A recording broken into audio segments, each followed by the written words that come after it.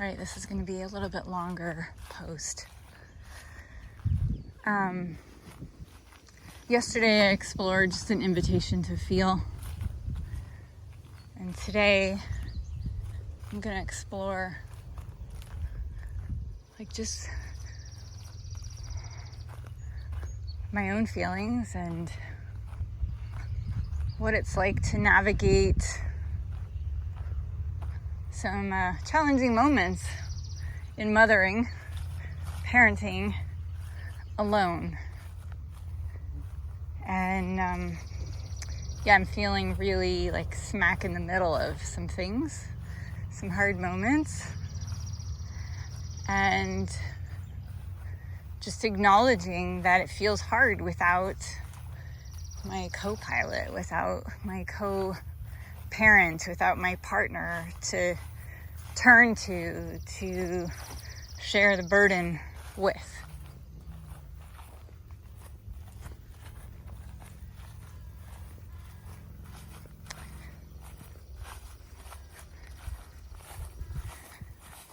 And I'm feeling how there's a part of me that keeps waiting for life to arrive at a new normal. And yet so much of the world is shifting so fast around us that target keeps moving. The new normal keeps changing or keeps feeling really elusive. And I have a friend who's here. Hey girl, come on, we're going this way. Yeah. And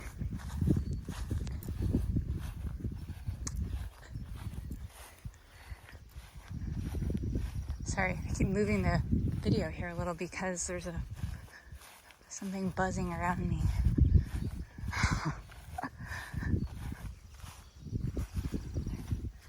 Look, come on.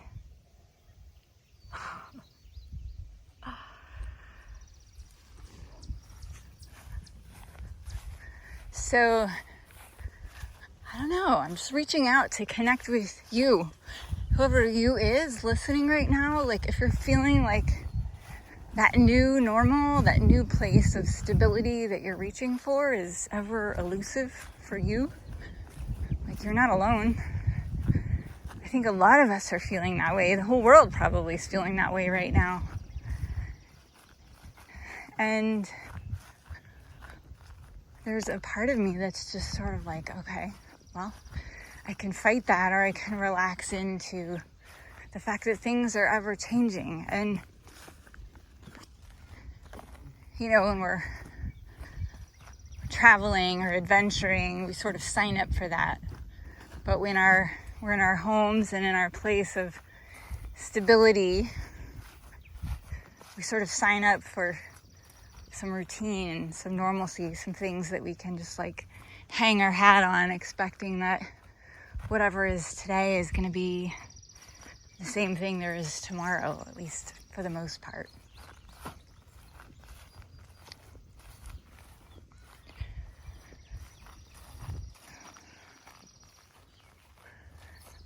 So I've talked about this group, this online community that I'm getting ready to open up soon. I've sort of been waiting for things to reach a place of stability and normalcy for myself to be ready to consistently hold that space. And what I'm acknowledging is that I don't know that place of stability and consistency is going to come anytime soon. I know that navigating loss, death, and the aftermath of that with teenage daughters who have lost a huge rock, a huge stabilizing force in their lives. Just being a teenager right now is a crazy thing. And then experiencing death on top of it's another crazy thing. And then being in a world that has so much change happening at breakneck speed is a whole nother thing. And being the parent, holding the line for all of it, you know, that's its own thing. So I'm out here walking and grounding myself into our great Mother Earth, because every time I do this, she's got me. She like holds and contains me, and she pulls through the soles of my feet any tension or stress that I feel. And as I put words to what I'm feeling, somehow I can go back into what feels like the eye of the storm and feel like, okay, I've got this. I can do this. I'm ready. And my desire in this group that I would like to start soon is to really just hold space for... Here she comes. Were you missing me? You were? Oh. You know, my desire is to just like create a container for this mishmash of like crazy roller coaster ride of feelings we have in the midst of all of these changes, in the face of these ever-moving targets, that there's a place to ground in, to open up in, to be present in. And while I know I've got a lot of personal experience, what I'm feeling in holding the space is that I'm one of the wisdom keepers, but not the only one.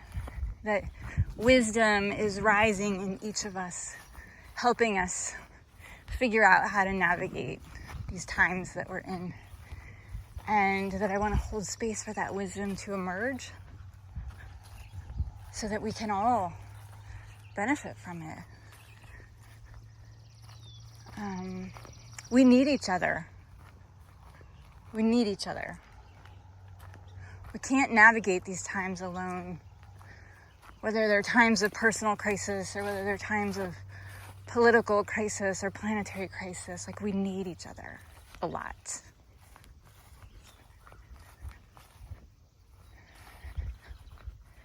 And we also need to ground ourselves in whatever way we can. We need to return to our habits and practices that center us, that anchor us, that allow us to show up to life and take the next steps that life calls us to take.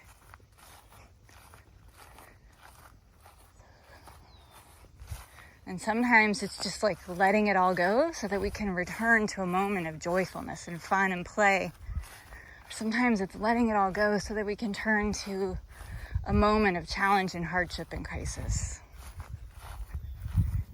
And we know, when we really listen, like, we know what the moment is calling us to.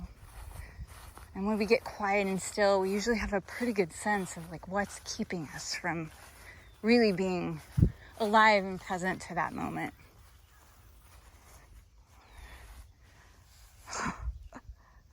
And this little girl has just been like my sidekick lately. She keeps me grounded and present. She doesn't let me pet her, but she loves to come close.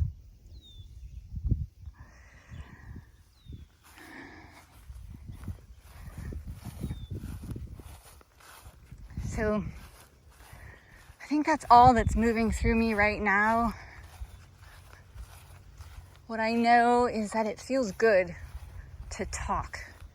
It feels good to share this stuff out loud. It feels good to air out what moves in my mind and my heart, to put words to hard moments, and to process aloud how I navigate them so that hopefully a few of the people that are tuning into this can benefit from that, or at least feel like you're not alone in the moments that you're navigating. And there's something about when we feel like we're not alone, that we're in it together, that makes the moment feel easier to navigate. So, I'm sending you love wherever you are in this crazy, big, beautiful, broken world.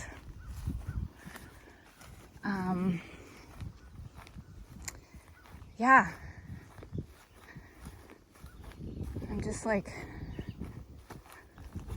praying that you have the courage to really move in the direction life is calling you.